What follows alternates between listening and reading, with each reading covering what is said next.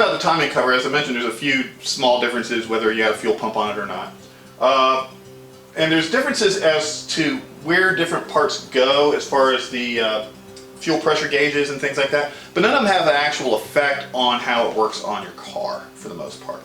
The early ones, yes, there's some differences, but that's usually if you see when it has a bolt here, but we're not going to cover that because they're so rare and nobody's ever going to really use them. If you do use it, just clean it up, take it out, pull it out. It's going to have a ball and a little spring on it. You just wash it up, clean it up, put it back together. Might want to pull spring. Most of us are going to be using the standard oil pump cover, which has a bolt and a washer. And from Gill and Andelstein in Europe, you can get these rebuild kits. They come with a spring, washer, and most importantly, the steel ball. It's not really a ball, it's a steel plunger that goes on the end of the spring to maintain your fuel pressure. I mean your oil pressure, not fuel pressure. Sorry about that.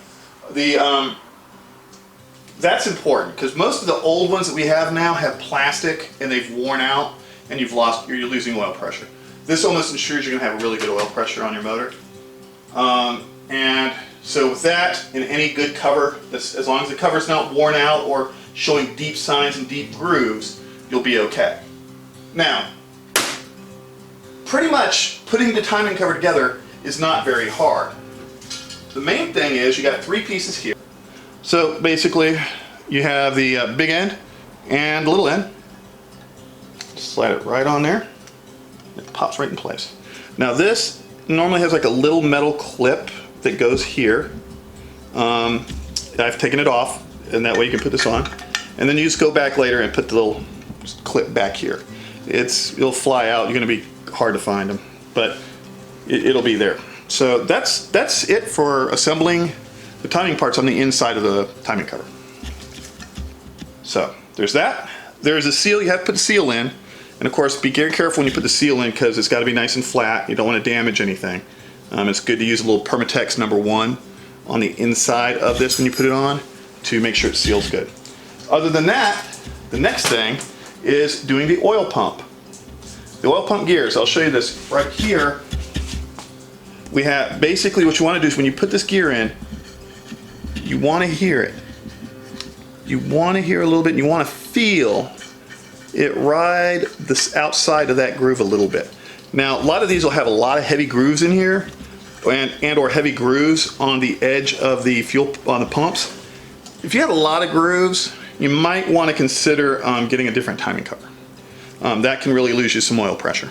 This one, as you can see, is nice and smooth, and so are the gears.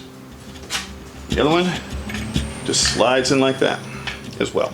Now, one of the tricks I do when I'm putting the motor together is I will put gear lube, this break-in lube, along the shaft and on the upper part of the gears. Just a little bit like that. This primes your oil pump. Can you show it to the camera more? Because so when you do this, it'll prime your oil pump. You don't have to go set in a whole bunch of oil and everything else. I mean, you're already putting all this other stuff in here. So basically, this will help prime the oil pump during the startup cycle, or even during the first crank up. It will, and you also have nice wear on your gears. All right. So then you just put it in, okay. Kind of get them to go a little bit together. You can see they're already pumping the lube. And that's when you got to get a rag and wipe this off. So the rag and a little brake clean. Wipe that off really good.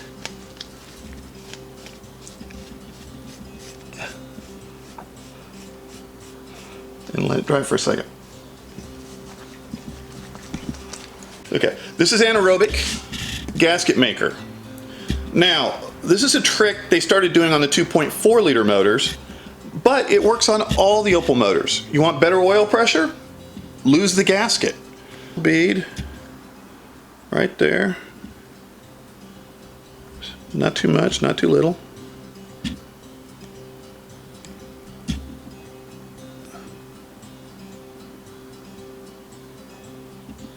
This tube's getting a little use out of it, so it's a little hard to squeeze and trying to get that last bit out of it. Just leave it a little proud. You don't have to squirt it out. You want to use as little as possible. So just put a gasket worth, so you make your gasket. And then get your bolt, put it on, just slide it in there. And tighten her down. What I do is I take a little bit of time here and put a couple of them in and let it set for a little second or two. And then tighten it to torque. Finger tight works best first. Just you don't want to go too tight, especially these, like the oil pumps love to seize on you or strip on you. You gotta remember this is some old metal. I just remembered one small feature on this motor that I have to do differently. And that's because this is a fuel injected, going to be a fuel injected motor. So with a fuel injected motor, it's going to need a crank position sensor. So, needs one of these. And this is a crank position sensor. It's a what? Crank position sensor. It's going to go and read the crank for the fuel injection. And so this one goes right there. Slide it in place. Then you bolt it down. And that. So, now the torque on this is not specified in the book, but what they do specify in the book is 6mm bolts. These are 6mm bolts, and you do 30 pound-inches. And what I like to do first on almost any time is actually set it below where it's supposed to be. That way, you do that, you get that little click.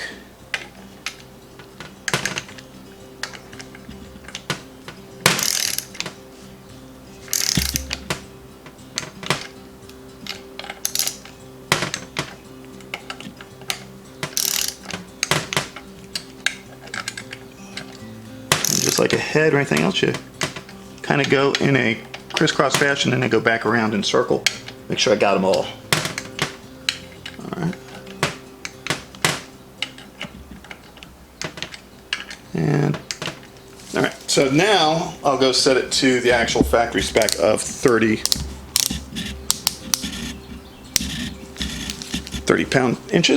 feet inches. And now, in that same kind of crisscross pattern,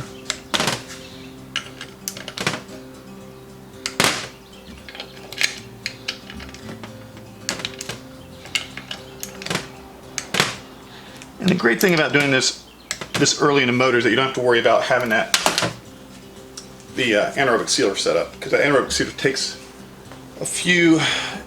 I like to have it at least be almost a day before you actually start running a motor. The anaerobic sealer works in a unique way. What it does is that it doesn't seat up and get hard until pressure is put upon it and it loses oxygen, which would basically be all the voids between the two pieces of aluminum.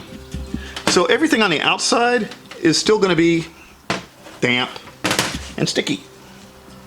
And it's probably good to give it a day before you start your oil pump.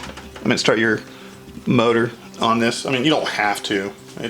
It says it dries in 30 minutes or so, but to be honest, I'd rather have it set and know it's good. But that's it. Pretty much for right now. There's other parts that have to go into the timing cover. You got to put your water pump on. You got to put your timing tensioner back in. But those things don't happen until after you put the timing cover on the motor.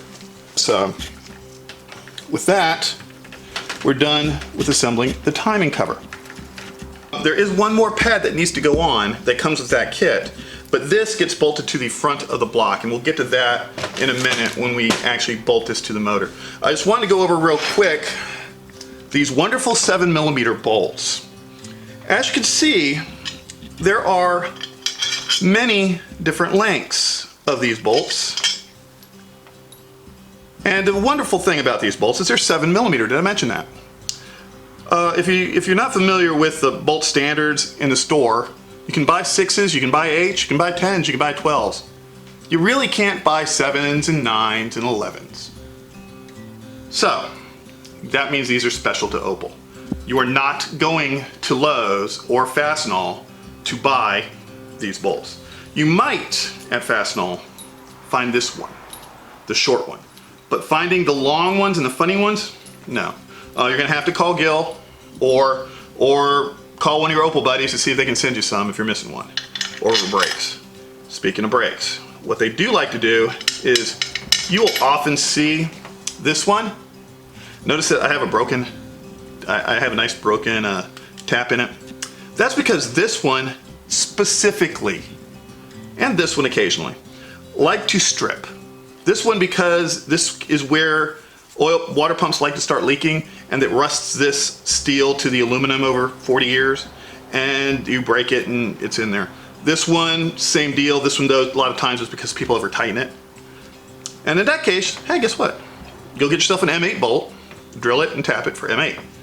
Just be careful because, well, that happens.